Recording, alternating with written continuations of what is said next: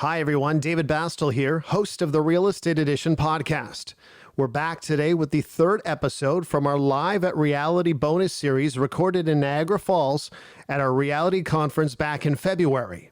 Today's featured speaker is David Greenspan. David is a marketing strategist and vice president of KITS, Keep in Touch Systems. David really delivered a great message in this interview that was based on consistency, goal setting, time management, relationships, and of course, self-development. And before we get to the episode, I have an update to share with you about our REA COVID-19 relief program. We are excited to announce that our popular Leadership 200 course, Becoming a Leader, is now available online for free to all members until November 2020. This course helps prepare members to be strong, influential leaders and give back to their community.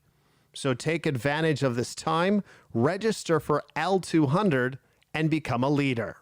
Visit areacovid19info.com/relief to sign up today.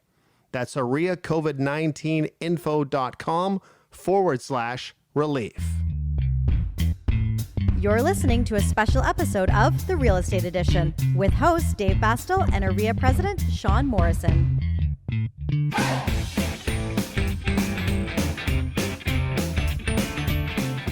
David, thanks for joining us. We wanted to talk about your three main takeaways from your presentation. Generally speaking, what can we take away from it? Yeah, well, the topic was all about consistency, right? How can we be more consistent in what we do every single day in life and in business? And so I'm going to actually give you four takeaways, if that's okay. That is okay. We start off with talking about goal setting. We talked about time management. We talked about relationships, because we know this is a relationship business. And of course, self-development, because that's a big one these days, is what are we doing? I mean, we get up every day when we're hungry. We go feed ourselves. We feed our bellies. Well, this is about feeding our brains. How can we make ourselves better every single day? Is there, out of those four takeaways, is there something or one of them that you'd put precedence over another, or do they kind of form together? I would tell you this, that goal setting is definitely the sort of first pillar to it, because without knowing what you want to achieve, it's kind of like getting in a car with a blindfold on and no destination. How are you ever going to get there? Well, getting there is, once you have your goals, you know where there is, and now we map out how do we get there. So, David, we've got a new decade now. Yeah. You're in 2020, right? So, with our realtors out there that are listening, what do you think is some of the potential kind of danger zones that they're running into, maybe, something that they can get ahead of? Oh, squirrel. Yeah, the bright, shiny object, technology. Yeah. Technology is there. It's powerful. It's there to help us. It's there to help us build our business. Absolutely. Take advantage of it. Leverage it. It's amazing. That said, if we get caught up in that bright, shiny object of spending money on it and thinking to ourselves that we're going to pick up that magic pill, we all know in this industry what this business is about. It is a relationship business. And you talk a lot about owning the mind share. Yeah. Do you want to kind of elaborate on that for maybe some of the listeners who, maybe we're under a rock and don't know who you are? Yeah. Absolutely. Building mind share. Wow. What mind share is it's a top of mind, intuitive, instinctive reaction to a product or service. So in fact, I'm going to try this with you both right now. Okay. If I said, and I want you to tell me the first thing that comes to mind when I say this, okay? First name. When I say running shoes, what do you think of? Nike. Thank you. When I say pop, what do you think of? Coca-Cola. When I say fast food, what do you think McDonald's. of? Thank you. Okay. That's what you call mind share. Yep. It's that intuitive, instinctive reaction. So I ask our realtors all the time, and I want to ask anybody listening right now, when I say real estate, what is the first name you think of? Which name? Which one are you? Well, I hope it's their name, and that's Yeah. exactly the idea, because no matter which brand you work for, who you're working with, who your team members are, at the end of the day, the relationship we have together is what's ultimately going to earn more success down the road. You're very successful right now. When you started off, if you could take what you know right now and talk to the younger version of yourself, what would you say to yourself at that time? I know it's an open question, David. It really is. Let me see. Certainly loaded. Here comes the list. Loaded.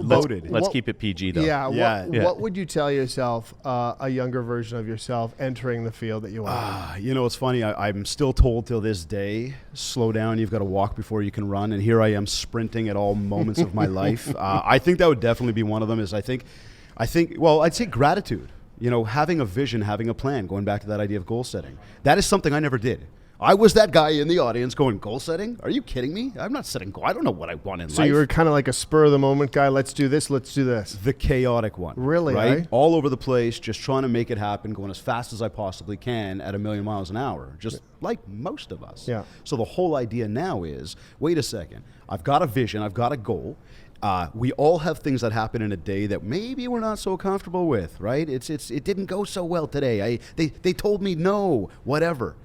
When you can think back to, number one, what are those goals? What is that vision? What am I trying to achieve?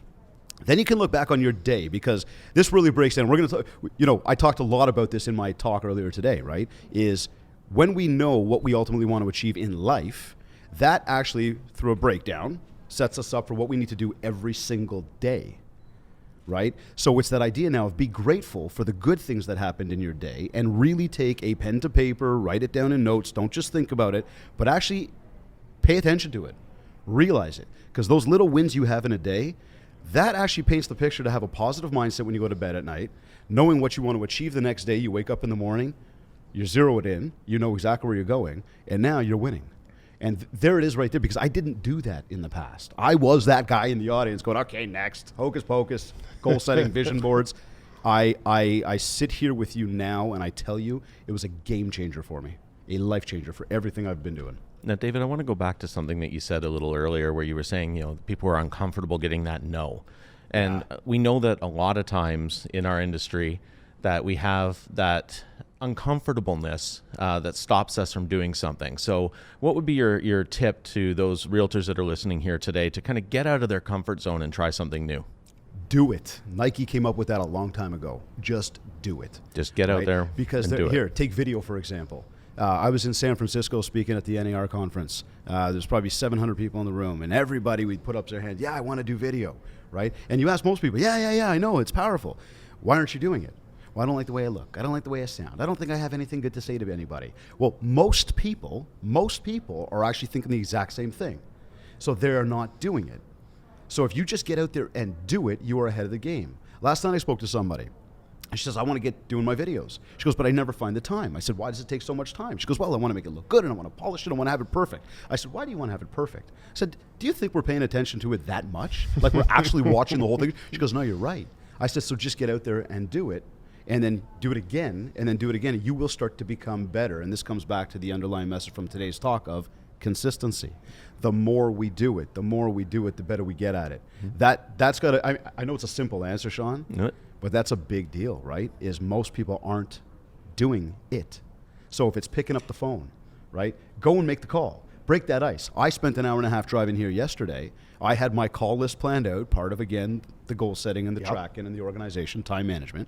Had the call list planned out, knew exactly who I wanted to call. Well, I was live on a coaching program yesterday for an hour and a half with people.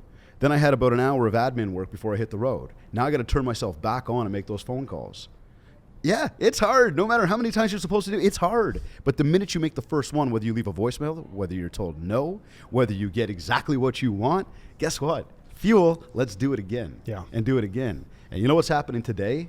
Just before I came up here, I got a phone call, which was a call back from one of the cold calls I made last week. Last week, it was a voicemail. Didn't work. Next. What happened today? Got the call.